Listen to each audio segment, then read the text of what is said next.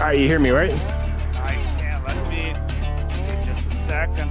I need to change this.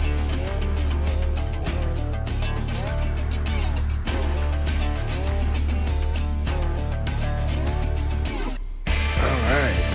Why is this not? Oh, of course it's not gonna work because I haven't Hold on a second. Yeah, you're good, brother. I got music playing. We're good. Too many cables down here.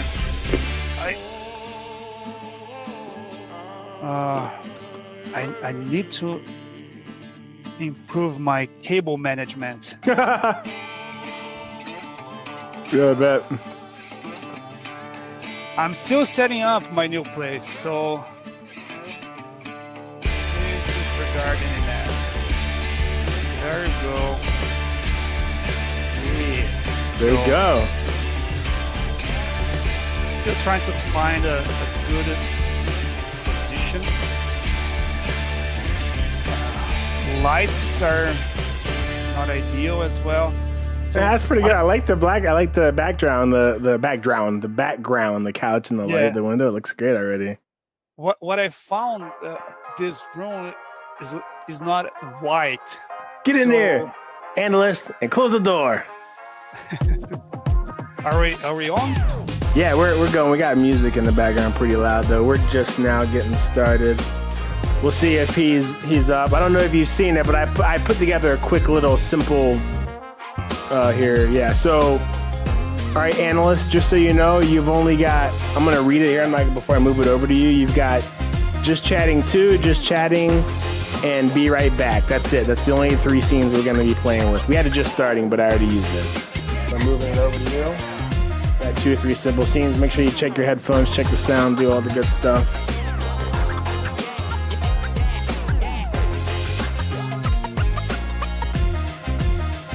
No, dude, this is actually perfect because if you look at the stream, my camera is overlaying your camera, but it's overlaying it in the part where my webcam is, so you don't even see it. Right? It's just like a perfect cover over. So I am checking the stream. Yeah, you like it? It's very simple. Keep it super simple.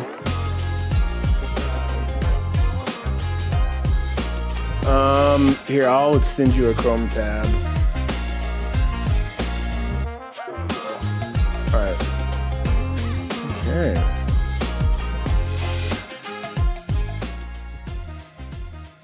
All right. So, with that ninja video, what's going to happen is that I don't know, but from your OBS, I can share my camera straight to your OBS. Then you don't have to go to Chrome. You don't have to share. Okay, so it can be like its own source. Yeah. So P2P, like meaning it goes directly from my computer to yours. Yeah, and I wonder how we would do that in this scenario because we'd probably have to all 3 do it. Because I wouldn't. Yeah, it would be very interesting because I'm sending your video and my camera over to the stream. And so if I'm joining from here, I'm trying to think like yeah, because we could pick your source straight up from. Yeah, we'll have to think about it. It's a very interesting dynamic, but I definitely want to try. Yeah. I want to try doing it. Awesome, man. Let me start. Start with the points. Starts with the points. You know, in Brazil, we have an expression. Whenever we are starting to drink, we say, "Let's start the job." It's like a job itself, huh? Yeah, people get it very seriously in Brazil. But I was longing for this for the whole week. Okay. You know how moving is difficult, right? Oh, so, dude, yes. There's the pre-moving, there's the actual moving, there's the post-moving. Cheers, brother. And by the way, I'm drinking the same old stem whistle. Nice. And I'm going manly as always. Look, I'm starting it off with a White Claw. But hey, this is Surge. It's extra strong seltzer. I cannot express myself in the way that I would like to because we are live. Otherwise, you would. You save it for the next time we're in person together. Right? Yeah. We'll do it like that. But anyway, I was talking to you about the moving, right? So you know that very well. So pre, during, and post. And this is something very interesting that I actually want to talk. I actually made some notes that I wanted to share this because, you know, I am I was diagnosed with ADHD, right? Mm-hmm. So it bugged me for a long, long time. And I remember a few years ago, my wife and I had to move, and I made such a mess because I was so, I, man, I was out of myself, to be honest. Several months earlier, before the actual movie, I already started packing, Yeah. selling stuff. So I would see, I don't know, treadmill. Oh, we don't need this anymore. Let's sell it. So I would just, sell on marketplace. Yeah, yeah. Oh, let's pack this shelf here. We don't need this anymore. So what happened was it was chaotic because I would start something here. So I have this shelf here, right? Yeah. I would start packing this shelf, and then I would see a book, and then I would thought, oh, but wait a second, I have some other books in the living room. So I would leave a mess here, and then I would go to the living room. I would start packing some other stuff, and then in the middle of the, I was doing another mess over there, Yeah. and I would remind myself, oh, but wait a second, there's this other thing in my garage. So I would go to the garage. So it was a cycle. When I noticed, when I realized the whole house was a mess because I would start doing stuff here, there, and that, and that, and there, and I wouldn't finish anything. That's so funny. I couldn't finish. So my wife was very patient, and she helped me to notice that, right? Like clean it up. Like, man, I couldn't. No, actually, you answered my question. I thought, like, you imagine like a cyclone kind of spinning, but it's still a funnel, right? So I thought, like, maybe if you made enough rotations, then eventually you'd get you'd get cleaned up. No, so no, it doesn't. No. So just a big mess. It just gets worse. But the point that I want to say is, okay, I knew that I had this issue, right? So yeah. Slowly I started to work on myself. During Mo the can pandemic, relate. Yeah. During the pandemic was a time that I spent a lot of myself, so I kind of had time to work this kind of issues. Yeah. So, for example, I don't like Windows. Actually, I do like Windows, but when I'm working, I don't like them because they distract me a lot. It's a bird. Right? So bird. I started to notice these small things that I could do. But anyway, in this moving that we just did, I was so amazed with myself, to be very honest, because I could go to one room and start, and we actually started 1 week before. Okay, so yeah, that's a plan. Up to we set that as a goal. We don't want to do anything before 1 week. Okay, like we're gonna leave 1 week to pack, do the moving, and then unpack. So 1 week before the actual date, we started packing, and I could go to a room, whatever room, get started, finish, and leave the room like without doing any mess. I could never. So you're able to do it now. I am able to do that, and it's actually such a relief, because that kind of behavior would bug me, would bother me a lot. Yeah. Because there's this feeling of, oh my God, but I can't. You feel helpless. Like you can't. Like you have no power even over your own. Exactly. Like the way you do anything. Yeah, you don't own your own domain, so it was so hard. But man, I'm so happy now that this kind of things and it was very funny because now my daughter is 12. Yeah, and we were asking her to help us, and she also has ADHD. She was doing exactly the same thing I used to do. So we would ask her, "Can you pack just your table?" She would start packing. It's genetics. It's genetics. Yeah, and then 5 minutes later, she would go somewhere, start doing something else. Man, now she needs the chat, so she doesn't get to be an adult with the same habits. I agree, right? I can't. All those moves driving me crazy, right? I feel like I can't operate if it's me packing. I get frustrated, right? I'll get frustrated. What's even more frustrating than the packing, I feel like, right, is actually the unpacking. I have boxes I feel that haven't been unpacked since like '03. Like they've like every single move just like slowly, it's like a box never Then gets unpacked. Why do you have them? Yeah, very true. Very true. I need to do like you did and start selling stuff. I don't know who else in here has the same problem where they I can't. It's very hard for me to focus. And some of that stuff is genetic. I have this horrible habit, and I'm probably pronouncing it wrong. I Googled it once and I got on Wikipedia. I thought I was smart, called onychiophagia. I like eat my fingers until they bleed on my cuticles. Like I can't. It does. And my wife's always made fun of me. And here my 3-year-old came in just the other day and he's like, Papa, look. And his thumbnail is like half ripped off and half like chewed off. And like he chews on it like I did. And I was like, I think that some of this stuff is genetic, right? But I got to like tell him, you do it too. Yeah, I know. Like Dixie's like, don't do that. Like she's like almost a germaphobe, borderline germaphobe. And she see like, you can imagine her, her kid like chewing on his fingernails. So I've never, some habits, I don't know how you got past your organ, like being able to focus on the task at hand and get it done. But yeah, that's definitely difficult. Look, my wife even brought me back, and at least she doesn't hate me for my son eating his toenails because she brought me a drink.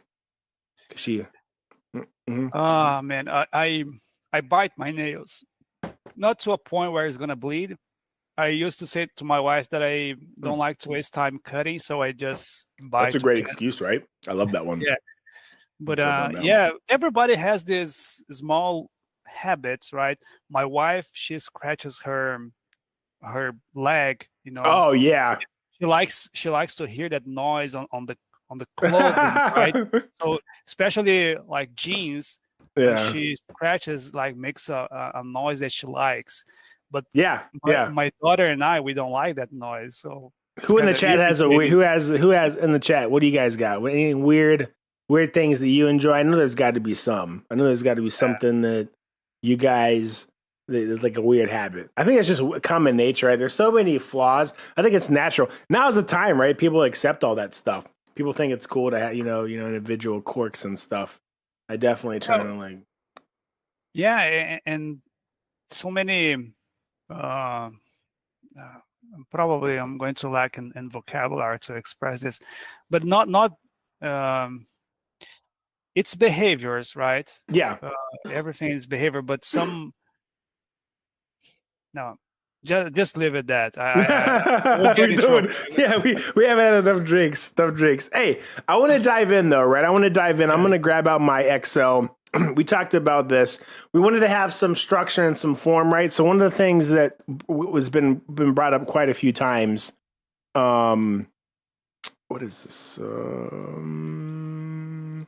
Is the job market, right? So I've been tracking job trends over the last 2 weeks, and this is something I'm going to continue to do. And you and I will discuss it, right? I want to start tracking trends just in automation opportunities. So week on week.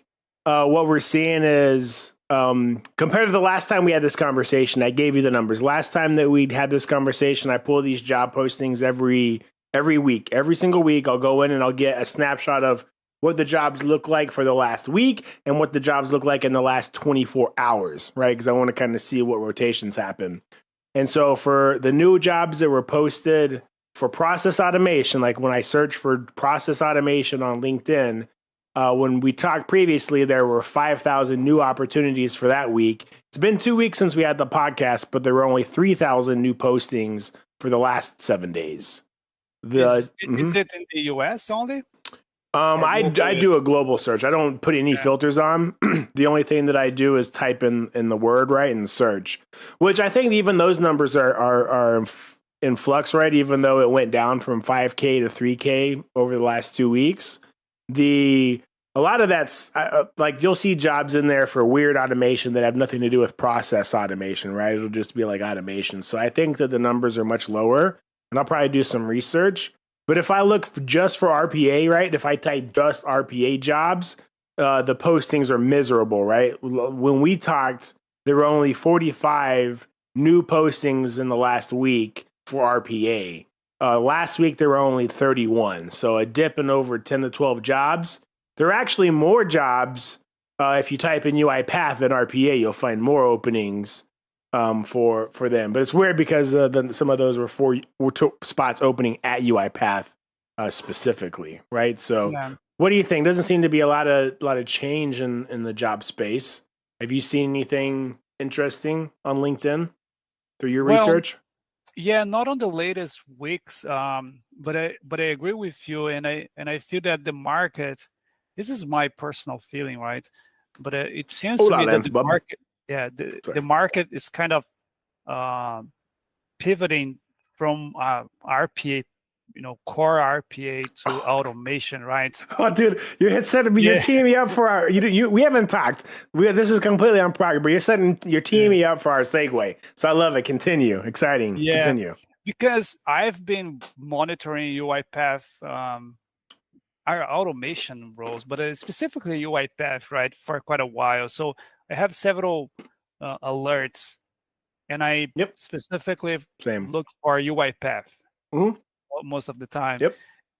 And I remember last year, like getting hundreds and hundreds of positions, like every week on LinkedIn, on popping up on my emails, for sure, alerts for developers most of the time. Yep. But lately, this year, like it's going like in a downhill. It's in a valley.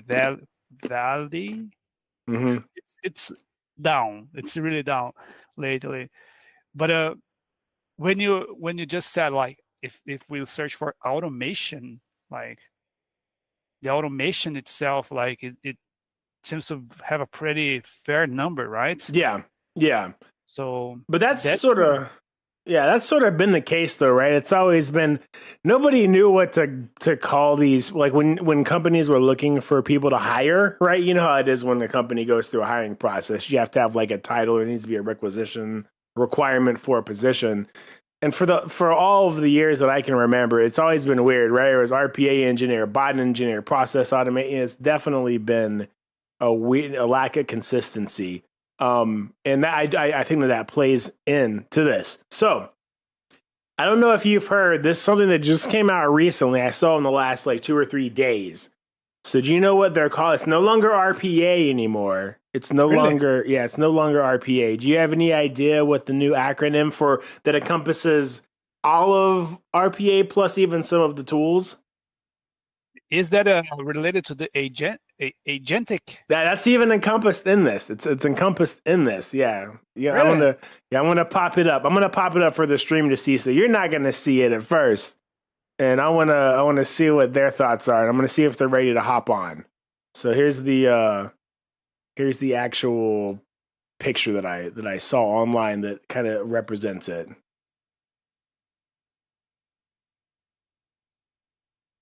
So this is the new. I am watching the stream as well because I want to see it. So any guesses? Do you have any ideas what it's called? Man, you are making me anxious. It's called BOAT. BOAT. Yeah. Have you seen that? I've seen that in like some posts, but I don't remember what does that mean. Well, don't worry, because that's why people tune into this podcast. And not only do they get to hear the new stuff, but they get to actually see. So BOAT stands for Business Orchestration and Automation. And technology, what I call in technology. So Business Orchestration and Automation Technologies, BOAT. And there's some pretty cool. They actually have interesting. I just saw this a couple hours ago, actually, but they actually have this new sort of, I don't even know what you call it, a new diagram. Gartner put this out, and it kind of illustrates both RPA plus agents, right? Future of AI agents encompassed in this, but then how does it carry with certain technologies, right? Yeah. So The new acronym is no longer, you know how many waves we went through? It was like RPA first, and then it was like intelligent automation, then it was hyper automation, and then it was, bullshit on top of poop stains and whatever they wanted to call it, right? It's whatever. Sorry, we got a little crazy. It's all in the slushy. But I think it's funny, like boat, hey, I don't hate it. I don't hate it. There needed to be a term to bring all of this nonsense together. It's kind of cheesy, isn't it? It's cheesy, but Polish. He's called it a Polish turd. Boat is the worst one. Mo said boat's the worst acronym that we've had yet, right? Yeah. I'm just reminded. I remember, like, I was on LinkedIn this week, and now it makes sense. I saw a picture. The movie Jaws, right? Yeah. So do you remember that scene that the guy, when the shark actually shows up the first time, he's chumming the water? They are on the boat. He's throwing the chum over. Yeah, he's chumming it. Yeah. He backs it up and then look to the other guy. We're going to need a bigger boat. We're going to need a bigger boat. Yeah, I know, right? Dude, I can't wait. The memes are going to be rolling. Like that one I just showed, if you go back and see it on the thing, I thought it was pretty funny.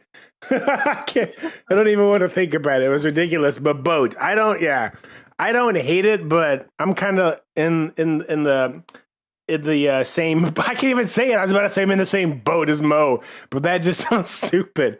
I can't even say it. Yeah, I am on this. I'm on board. It's probably the worst one, but that's like, it's like nicknames though, right? You never get to pick your nickname, right? You don't get to pick your nickname. Someone else does. Yeah. You know what I feel? This is getting like Java, right? Back in the day, we already talked this a couple of times. Back in the day, we used to be like Java developers. That was it, right? Yeah. Core Java, we would create amazing stuff. Like, that was awesome. And then people started to create different variations and frameworks, and framework for this, framework for that, framework for that other thing. And all of a sudden, we had like dozens, like hundreds of frameworks for specific stuff. Yeah. Right? If we want to create an app for mobile, we use this Java, that Java.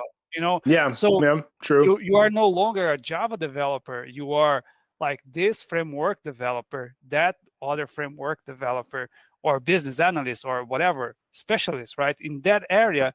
And automation seems, my take on this, like humble and unimpressive opinion. Like, I like your opinion, Joe. You go for it. My take on this is that automation seems to be leaning towards that way, right? Yeah. Where we have so many things, and like for this and that other thing. Yeah. And they just keep piling up, stacking new features, new tools, new capabilities, and wow, it's just hard to keep it up with the trends. Yeah, I thought the same thing when UiPath started branching out with all of the different products, right? I'm like, dude, there's no way I'm going to be able to keep up with every single product, right? And there's no I got to kind of pick one.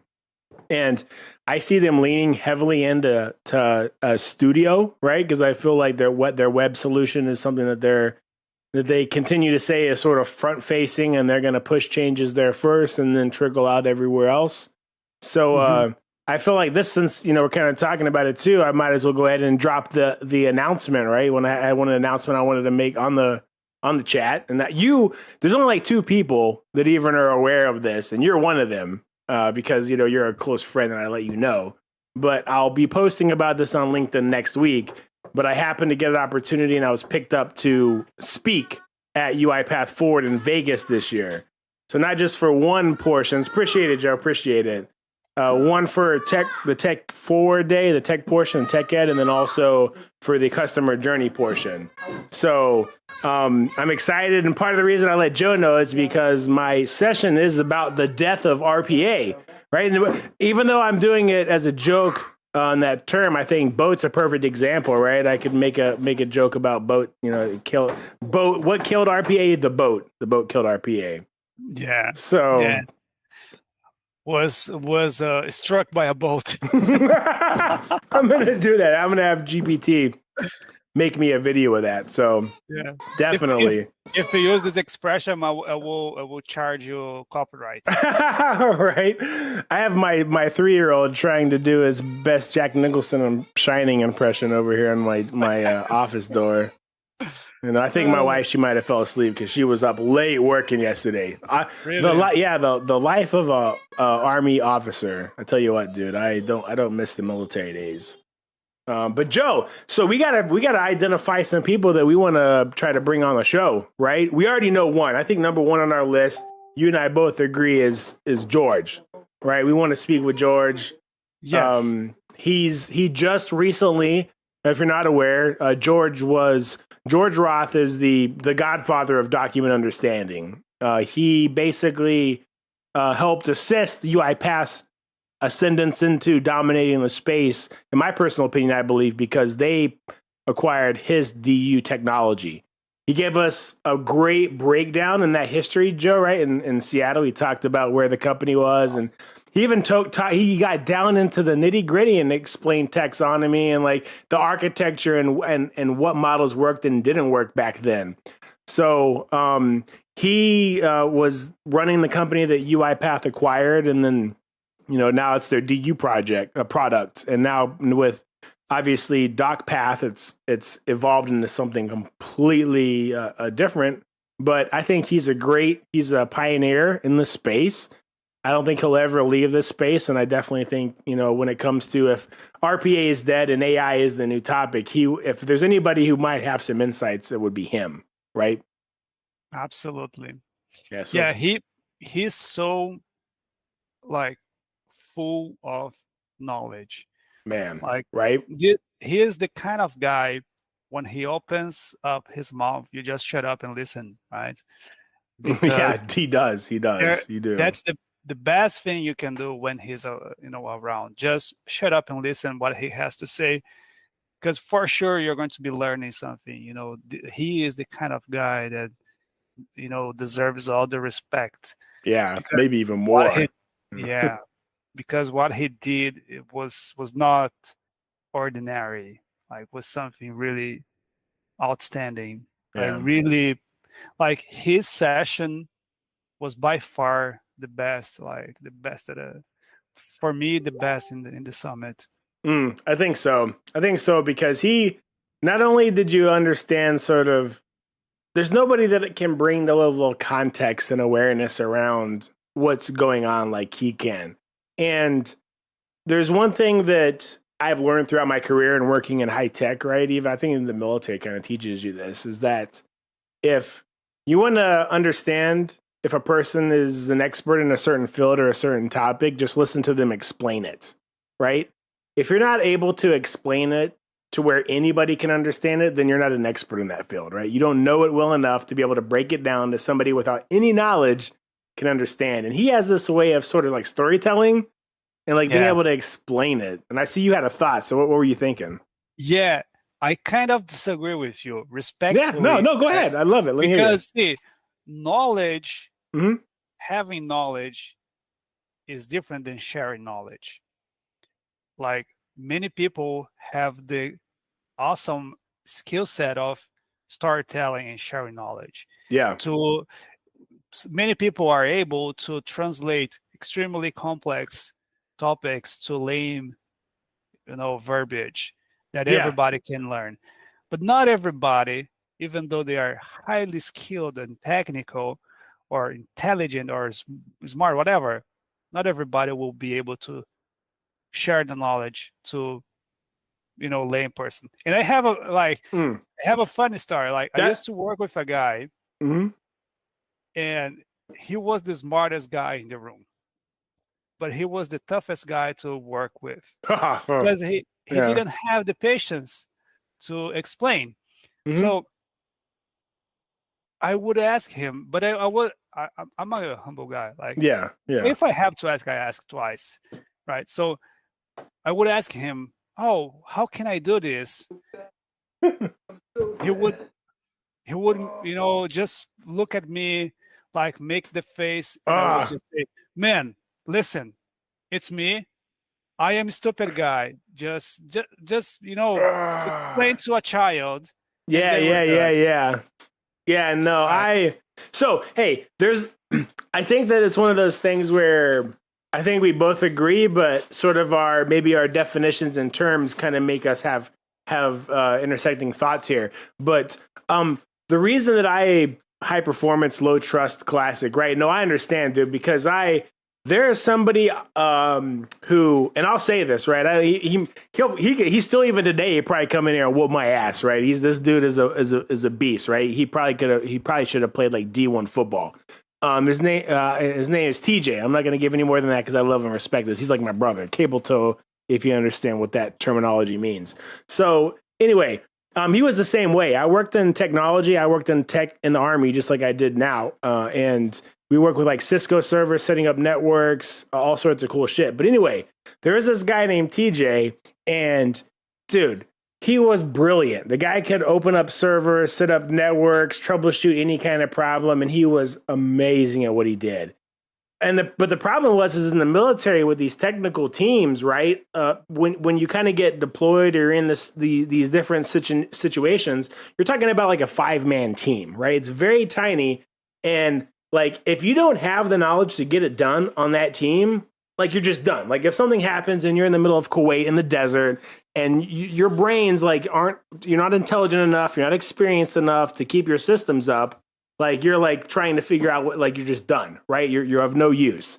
And so this guy was brilliant, just like what you were saying, incredibly smart, knew everything. And he was able to leverage that as power, right? If you're familiar with Benjamin Green's 50 or 48 laws of power, excuse me, like he understood that the knowledge in this aspect was a certain sense of power. And like if things broke down, like even the leadership, even though there's ranks and structures like sergeants and everything in the military, like they would be scared and they would go and ask this guy for help, right? Hey, it's breaking, I can't fix it. You know, how would you do it? And he would be able to just leverage this, right? He knew that he had he was the smartest guy in the room, but he would kind of act that way though. I remember joining the team and like being just amazed at how brilliant he was, and then realizing though, when kind of getting situations like if you ask for help, it was the same way. He'd give you like you don't know this. Okay, let me explain this to you. Yeah. I was like, this is like training. This is basic. Like, but at the same aspect, like you'd be like, oh, please teach me. But then like to watch the guy work though, like when I remember like being in the middle of like Arifjan in Kuwait and like something happened and the system was going down and we had Predator drone feeds. So you're talking about like people with Predator drones flying in the war zone, and we had a relay system and like the system went down and they got him up and he came in and it's just like, I sort of imagined it like Snowden when he's like in the zone and he's on his keyboard, just like, and the numbers are flying and like you're just seeing him. He's in the code, tool command line if you're familiar. Yeah, it's like, and then like things would just fix. Like he just fix it, but I think he was good at it, and he knew that some of that knowledge was power as well, and so he wouldn't tell you how he fixed it. Like I don't know what happened. I just I checked something and it fixed. But yeah, I get it. There are people like that. It takes there's one thing to be intelligent, right? There's one thing to be intelligent, and there's another have the skill set to be able to share that knowledge with others. Right? I think that's kind of what we were getting at there too. Yeah, sharing knowledge. I have a lot of that. Like how good. Obviously, let's not talk about our current orgs. Right, we don't want to get anybody in trouble. But from your experience, historically, have orgs been good at transferring knowledge to you when you get there? They haven't for me. I show up to orgs, most of the time they kind of expect you to have skills and they kind of expect you to have experience and operate. They might try to do a little bit of onboarding, but most orgs that I've been to, they make you, it's on you to go out and get knowledge and like really figure it out for a majority of it. Like what the business does, how do they operate, what are the departments, what how does this even work? Like what is that like from your experience? Well, I was very fortunate many times, but definitely getting to a new team where when you don't know anybody, like it's hard. Like most of my most of my career in Brazil, like actually, besides my first job, I always had someone that I knew, right? So when you create your network, like you go to places where you know people. Yeah. Yeah. And then when you know people, it's easier, right? Hmm. You just ask for help, they will help, they are your friends, Yeah. right? So there were times that the entire team, because we were outsourced, right? Hmm. Hmm. So we were working for a major bank in Brazil, but we were like 10, 20 people. This company would lose a contract, the other company would get a contract, everybody would just shift, right? So Oh, then, really? Yeah. Yeah. yeah, Yeah. yeah, Yep. Yep. there was Yep. no knowledge transfer. We were just, Mm. changing contractors. Um, so in Brazil, that was it. Like I always knew someone, and I didn't have any problems. But see, always hearing problems, other folks having issues with knowledge transfers and Yep. this and that.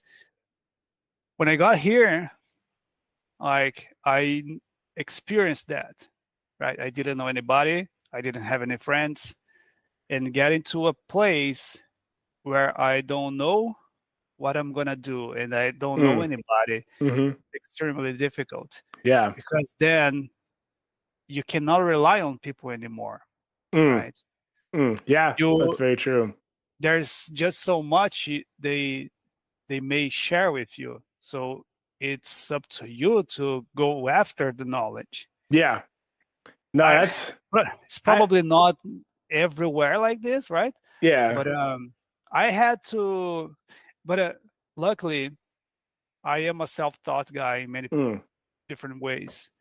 Yep. And I don't just sit around and wait for stuff to come towards me, right? Yep. So I go after it. I love it. You get me pumped up when you say it, dude. Sorry, sorry. I like that mentality. It's probably why you and I connected and why we're doing this Yeah, thing, right? Because like, we have to, right? We have to go after it. Sorry. yeah, Continue. exactly. You were getting me Oh, pumped up. so one small thing that I can share. Hmm. So the first job that I was here, I didn't know this. I didn't like it was in an area that I knew the roughly the business as a whole, but I didn't know the specifics of each system because, like, if and you work for beverages, right? Yeah. Yep.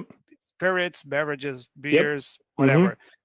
You work for company X. When you go to company Y, it's totally different. The business is the same, but the tools, the systems, the legacy, the database, Yeah. everything's different, Yeah. right? Yeah. Yeah. And I I got to this position and I didn't know anything, but I had access to the database. Hmm. And, Right. and I am a data guy. I am a Yeah. SQL. I know SQL very well. I don't Oh, know the beautiful. latest trends, Beautiful. right? No, I still. Do you need but them nowadays? I no, don't think. not Yeah. right now. But Yeah. I know SQL very well. I can get out of troubles very easily if I get access to the data. Yeah. So I would just dig in very deep to the database, get the schemas, tables, and everything, and I learned the system from downwards, Yep. from the ground up, right? So Hmm. I saw how the data was structured, so then I could understand the system, Yeah. Yep. and that's Dude, how that's I learned. beautiful. That's beautiful. Like, I think that if people understood just like organizations run on data, period, right? Yeah. And I even thought about the same thing at the very first RPA program that I was at USAA. I was like, dude, we're doing all of this stuff and we're automating it. And you and I talked last time about theory of constraints, right? Like how, any improvements or efficiencies made that aren't to the whole are just an illusion, right? It's not actually like improving end to end. But I think that one of the things, as soon as I started thinking about from that mindset, I was like, dude, why don't we put bots all on the front end, right? Where all the data comes in from emails, from mail. They still have plenty of physical mail that gets mailed in. And I thought that was like, hey, being able to understand the data, understand what everything comes through the business, you can understand a lot about the business, right? Like you said. And And that's so crazy too. Like you're so right. And that's why I always thought when I used to hear companies, and this is coming from my consultancy experience. I've helped startups, right? I've launched startups. I've been a co-founder. I've helped consulting practices grow their practice, right? And so this comes from just awareness and working in that domain. And one of the things that I've heard, more than once are always like these pre-built solutions. I'm gonna go build a industry solution for retail. And I'm just thinking like, I understand this, but like to me, it's just like batshit crazy. It's just like, there's no other way to say it. Like, bro, I'm like, because it's, the knowledge is exactly what you say it is. I don't care if you're talking about Target, Walmart, HEB, whatever retail you're going to pick. Like, even if I'm taking the exact same type of business model, the company A, B, C, all the way to Z, all of them are going to be using software in a different capacity. Even if every single one of them use SAP, they're all going to be using different functionality. They'll have different custom Z codes built. Some people will have Ariba. Some people will have all these different applications. So I get crazy when I hear them say like, "Oh, custom build solutions." Like, yeah, we're going to build something I'm like, dude, that's bullshit. It's not going to work. You're going to spend 10, 12 months building something, and then in 2 months it's going to be obsolete. Or at a minimum, there's going to be something that you could have built better. So I when I hear like the thought of like pre-built solutions with technology, like I think it's just a pretty big waste as fast as the market moves. But everything else you said as far as data and what you can learn from it and stuff like that, I love that. Any rebuttal, sir? Do you think I'm crazy? I'm trying to digest what you were saying. Like, pre-built solutions are a waste. It depends. Like we can't put a like such a definitive like statement, like strong statement saying, because in some cases, right, they will fit the purpose. Oh, It always depends on the purpose. And if there was no purpose for them, they wouldn't exist, right? Companies are not just find ways to waste money. They want to. No, but what I understand what you're saying, right? I don't think that there's any organizations. Obviously, no people make it into a company that's making millions of dollars or dozens of employees. If you understand business, then you understand what it takes to run a company of any size, right? And headcount and how much money it requires. And I don't think that any organization does this in error and fault, and there's any probably bad decision making happening. But my point is that I feel that it is a waste because of my longevity in the market and seeing what happens over the long term, right? I know if you think about how many different releases UiPath has had, and let's just say the last 36 months, so that's 3 years, 36 months, the platform has changed so much. If I built anything 36 months ago, I know for a fact it's not going to be the best solution that I could have today. And even if I can build something, like you understand from an architectural perspective what it takes to build a bot, how much code it does, drag and drop, the interface, all of that. The amount of effort to take my thing that I've kind of built and to mold it to your infrastructure and your environment and your user interface, I could probably just build it just as quick. I could probably just build it just as quick as I could try to modify it. And so I think that the companies, they don't build these things thinking that they'll be wasteful. I think that they build them with the intent that I can pitch this as a marketing, it's sales material. Here, I got a pre-built solution for you.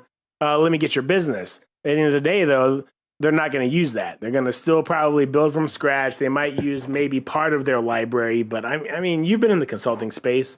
How many times you showed up for client C and said, "Hey, here, I'm going to build you this RPA bot. Let me go to my GitHub and grab this thing, and I'm going to use it in your system." I've never seen it. They want a custom solution. Yeah, everything's got to be custom. Yeah, exactly. Otherwise, the value is not as high as. Okay, 2 minutes. Yeah, because we had the drinks. So go to the let's go to there is a just starting one that gives us a little 5-minute one. I'm an old man. My bladder, the drinks done. So we'll go to just chatting. I mean, just a stream starting, and then we'll be right back. Gotta go to the bathroom. Okay. But I will put some music on though.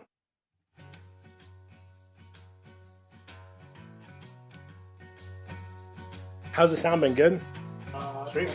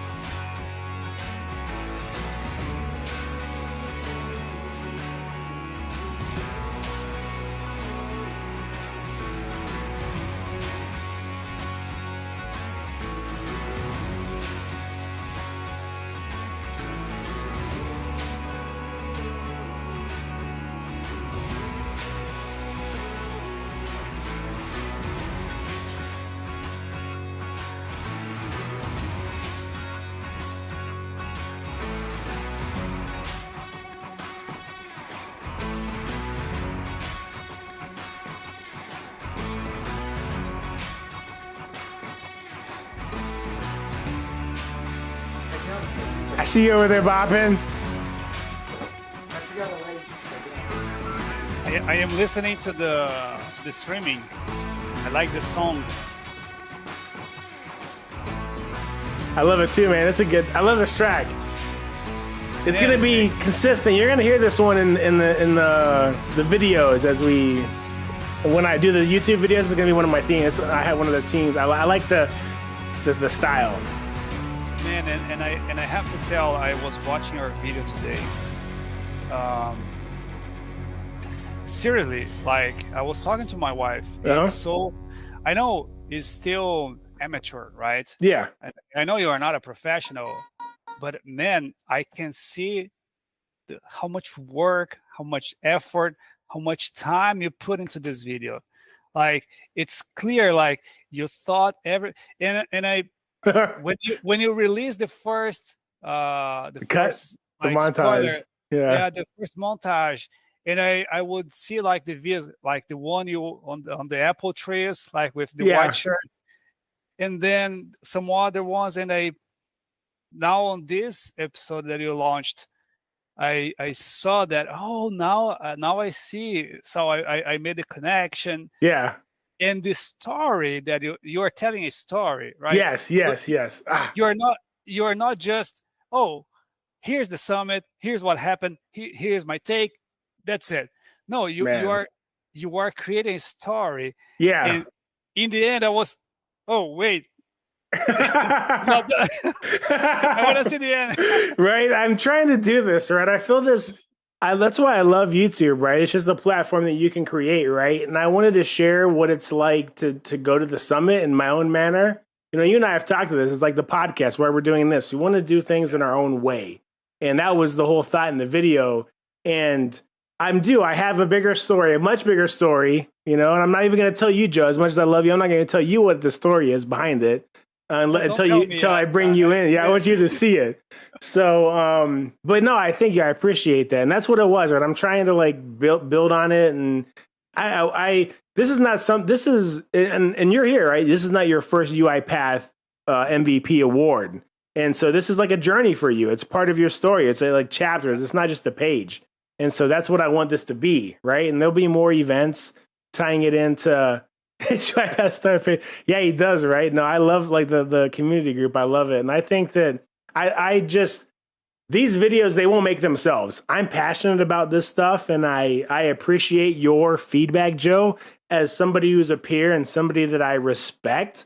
I really appreciate that feedback coming from you. And I agree. I am an amateur and I'll stick by that 2000%. But having had a military career and now an automation career and now trying to kind of understand and work with the camera, like I'm excited about that journey. I'm excited. I'm happy to be a noob. I'm happy to like experience that, right? Experience the growth. Man, and I can tell you that at least for me, it's kind of inspiring because in this podcast has already, planned some.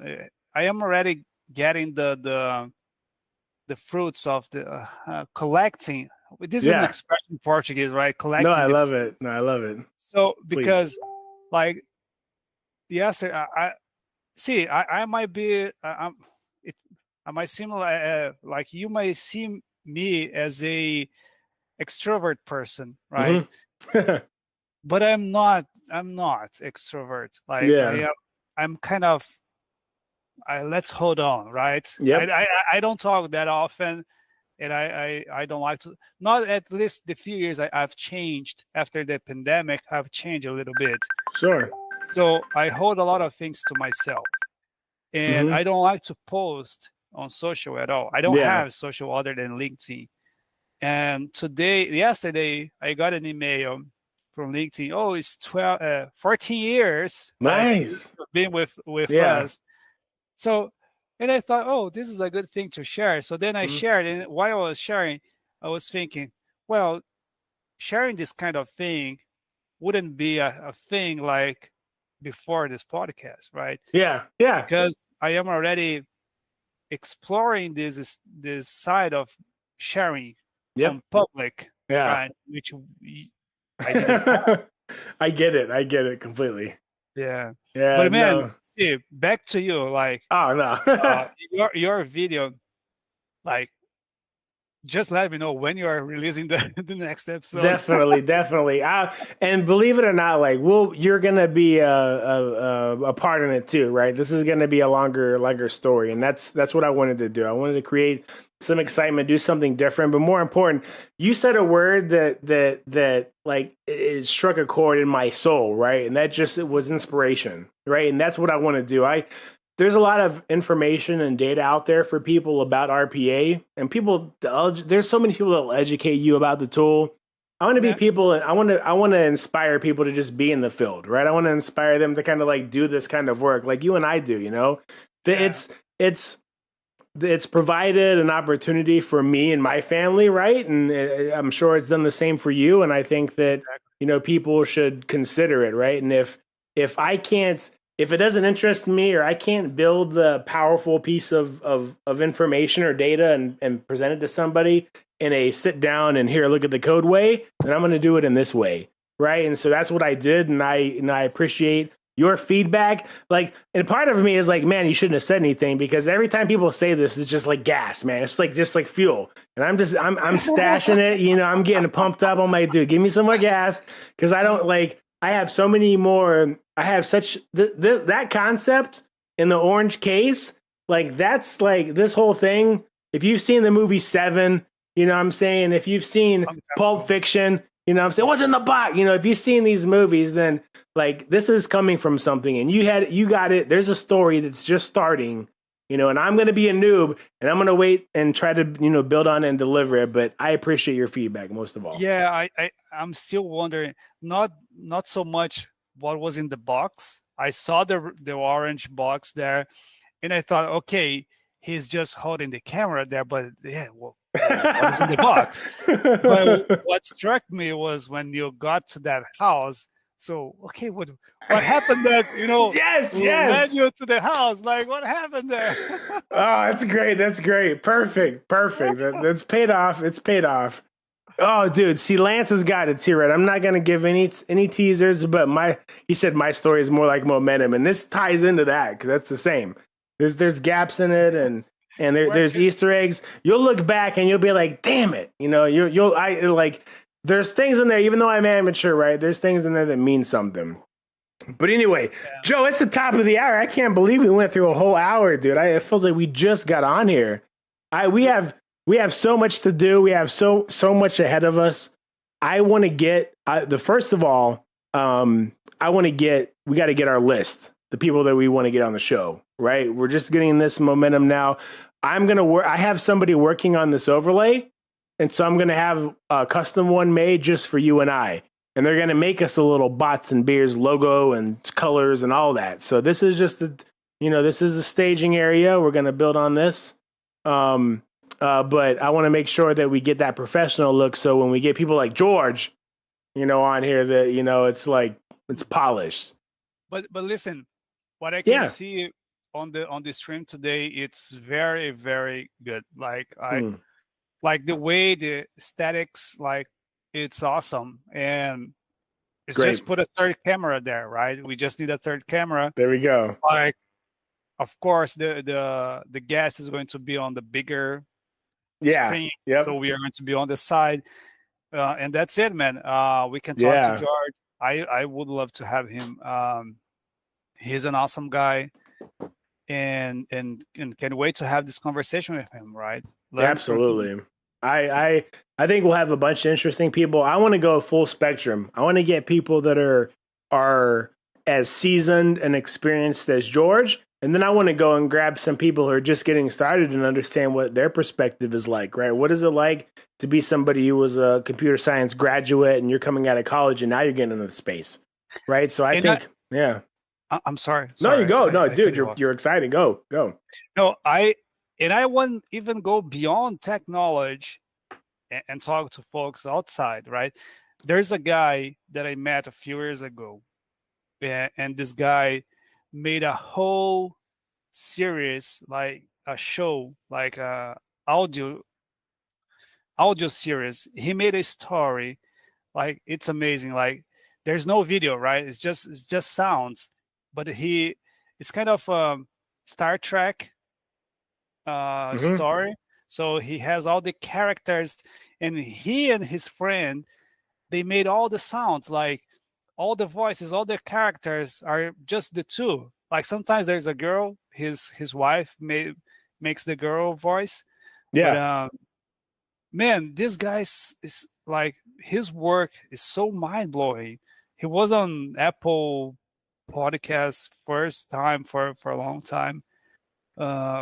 But it's just such a great conversation. I would love to hear from him. Yeah, I'd love to too. Right? Yeah, no, like, all of course. The sound effects, all the storytelling, everything, like the images, the show as a whole, like, it's such an amazing accomplishment, right? Yeah, no, I think so. We have to find people like that, right? I think that there's so many interesting stories, and I see this massive convergence of all different types of technology, in the utilization and how it comes together.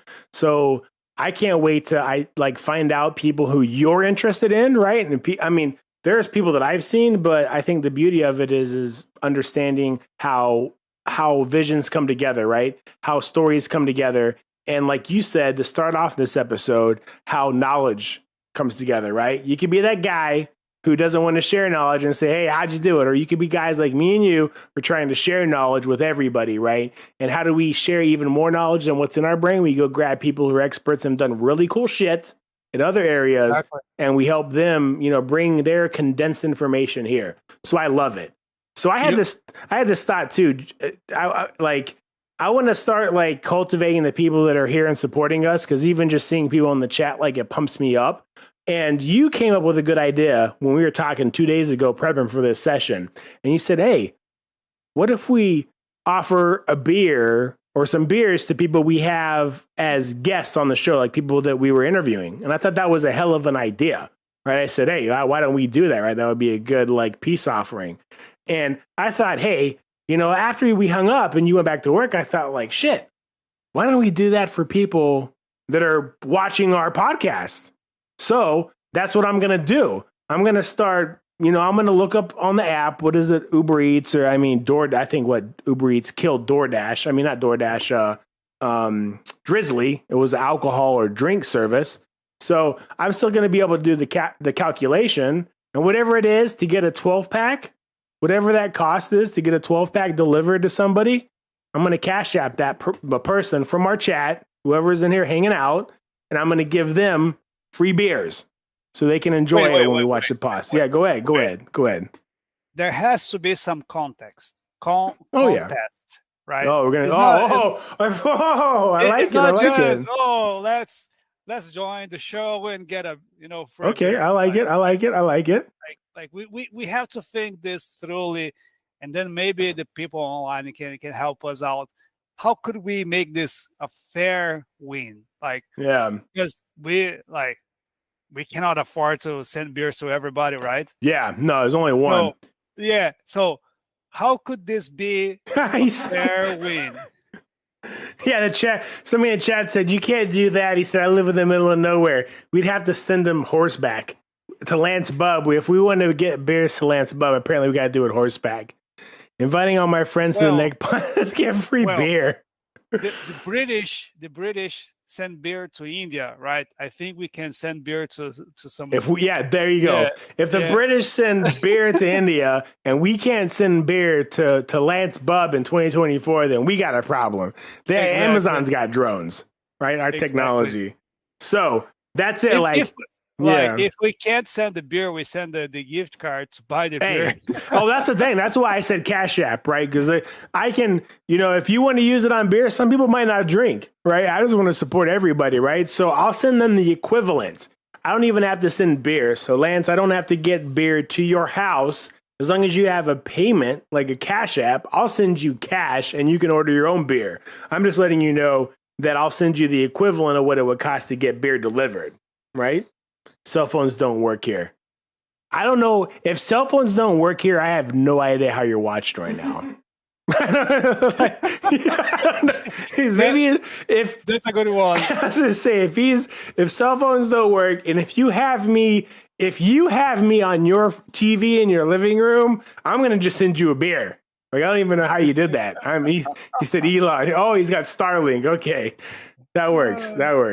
But Joe, any closing remarks, right? I'm seeing in the chat. If anybody wants some beer, just chat. You don't have to say, you just say beer. Type beer in the chat. I see a Mo. I don't have 5,000 people here. The rolling of the dice will be simple. I got a Lance and a Mo in the chat. Anybody else want beer next episode? Just type beer. And one of you guys, if you show up next week, we'll get Cash App. He type beer. The Cash App equivalent of what it takes to get beer delivered. And then you can order your beer, you can order a burger. I don't care. But Joe, as I think about that, what closing thoughts or feelings do you have? What would you like to share? I actually don't have a closing thought. I have a closing question. Okay. I like What's the point? What's the point of, moving your microphone all the time? Like, you are always moving your microphone. Like, I can hear you clearly all the time. Why do you move this microphone all the time? For a guy who starts picking up and taking apart a bookshelf, reads a book, and then says, wait, I have books over here. I don't even know why you'd ask me that question. Because I too have so it's not safe for work, so I can't explain what it's like to have this big thing like in front of your face. And I just gotta kind of keep moving it. I just adjust it. And that's all I do. It's like a habit. I have to fidget. Are you the kind of person who walks around when you're talking on the phone, or do you sit down? I rather sit down. Dude, I can't. When I'm on the phone, even if I'm on a Teams call and I'm on my phone for the Teams call, and I'm like, I'll be walking around the house. I'll walking around the hotel room if I'm on travel and I'm on I can't. So when you see me doing this and I'm grabbing, I'm yanking, I'm all that, it's literally just me being Joe, ADHD, and I'm fidgeting. That's all it is. Okay, so get rid of the microphone stand and just get a headset. Then your hands are free. Could do that. I'll consider it.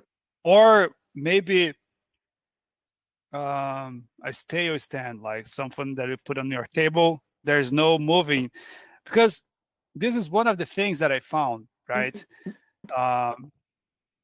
You have to get rid of the distractions, right? Otherwise, you're going to get distracted. Yeah. That's why I told you I like Windows, but not in my office, right?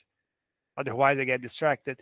Like, man, I am in my new house, so my kitchen has has a door to the backyard. There's no fence in the backyard right now, so there's some.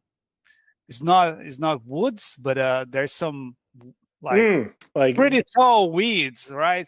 I see the rabbits going here and there. I see squirrels. I see birds. Okay. I put a bird feeder, so they are all there. If I sit looking towards the backyard, I cannot work because there will be some animal like all the time. Nice. I have to watch them, so it's hard for me, right? So I either sit back, to my, facing the other side, or I close the window because it's distraction. I was speaking of distractions. I was distracted because in the chat, someone just bought 2 goats. And they were in the backyard. So I kind of like, you're talking about backyard. He said there were 2 goats in his backyard because he just bought them. I don't. Goats. I like goats. They taste very well.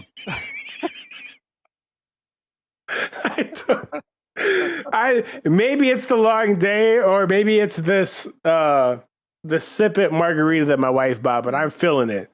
But bro, hey, I want to keep honest to the people out there, right? We'll keep it a buck. I know that you and we don't want to drive over, keep it under 90. Joe, I love these podcasts. Our goal is to continue to make these things better. I think we've done that this week. Little baby steps. I'm not a rocket ship. I'm a freight train, right? I need, it takes momentum. I feel we're building it. I don't need the quick blast off. You see it in the video, you'll see it here, but I'll get there, right? So I appreciate you, Joe. I love having these conversations with you. I can't wait to continue to listen to your feedback, make these things better, and keep this train rolling. Exactly, man. I am. See, the more we talk, the more I see how alike we are, because I am on the same boat. And boat, no pun intended. Sorry, that's going to be a thing, man. Why did they do that? Gardner, why did you do that? Come on, man. Boat, for real. Yeah, we're going to need a bigger boat. Stop. But seriously, like when I hear you, like I just think, yes, that's the thing, right? Yep. I'm not trying to shoot the moon, right? Yep. But love it. I just like to do this the way we are doing, and what we're seeing today. It's a damn improvement. There we go. From my humble perspective, like just having the scenes and just having some sort of structure when talking, like this is so awesome. So yeah, let's keep it up. Nice. Keep the momentum, doing every week, and just and I promise I'll quit messing with this microphone eventually. So, but beautiful, man. Hey, we'll keep it rolling. Again, Dub Podcast. Thank you, Mo. I appreciate it. We got a couple of guys who chimed in on the chat. Next week, Cash App, if you're here, showing up, only Lance, Bub, and Mo. Those are our 2. It's going to be 50-50. One of you guys got some free beer next week. So, Joe, I can't wait for next episode. Your background looks amazing. You're competing with me. I'm going to have to go find some more lights and make it cool. But hey, best wishes. I hope you and your family have a wonderful weekend, sir. And I can't wait to do this again. Thank you so. All right. Later, brother. Thank you, sir. Yep. Beers. It's the beers. Later, brother. I'll see you, man. All right. All right, Mr. Analyst. I appreciate you as well. Thank you so much. That's my son, Evan, is our media analyst. He's killing it. Thank you so much for helping switch through those scenes, keep people. Beer is super expensive around me. He said about $100 a can. $100 a can, but holy Jesus. Well, hey, you're going to have one can of beer if you show up next episode. Give me the countdown, brother. Here we go. Thank you so much. I hope you guys have a wonderful week. We'll talk to you next.